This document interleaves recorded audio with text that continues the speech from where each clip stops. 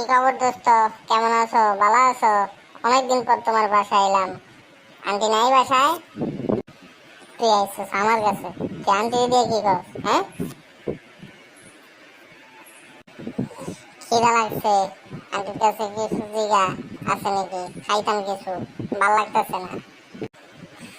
আমি দেখছি তুই খালি আইলেই খাইতে চাস, বুঝলাম না তোর বাসায় কি খাওয়ান দাওয়ান নাই? তুই বাসাতে খাইয়া হস না? তুই লাগছ আমার দোস্ত মানুষ, তোর বাসায় খামো না কি আরেকজনের বাসায় খামো?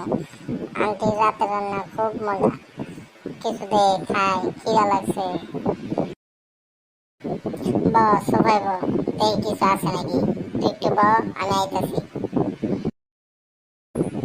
আমি সবাই বললাম তুই যা, আমার লাগি খাবার নিয়ে আয়, অনেক খিদা লাগছে।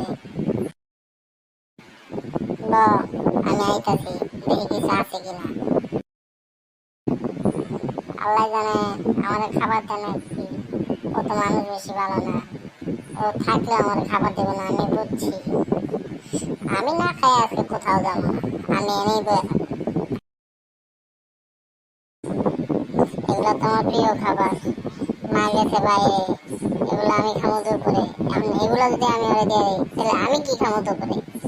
আমি ওর খাবার দিব না, ও আজকে যাক, বাসা পাঠাই দেবো।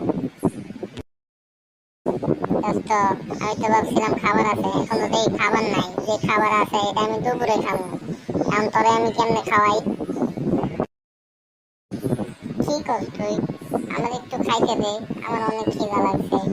তুই তো জানোস আমার এমনি খিদা বেশি। তুই এমন করিস না, আমার তো বাড়ি ঘর নাই। আমি তো তোর এনে প্রায় খাইতেই, এছাড়া সারাক্ষণ তো রাস্তায় থাকি।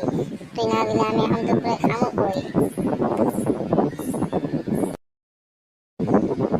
তুই কি আমার কথায় কষ্ট পাইছস? তুই কষ্ট পাইস না, সমস্যা নাই। দুই বন্ধু অর্ধেক অর্ধেক করে খামো, বাকিটা দেখা যাবে।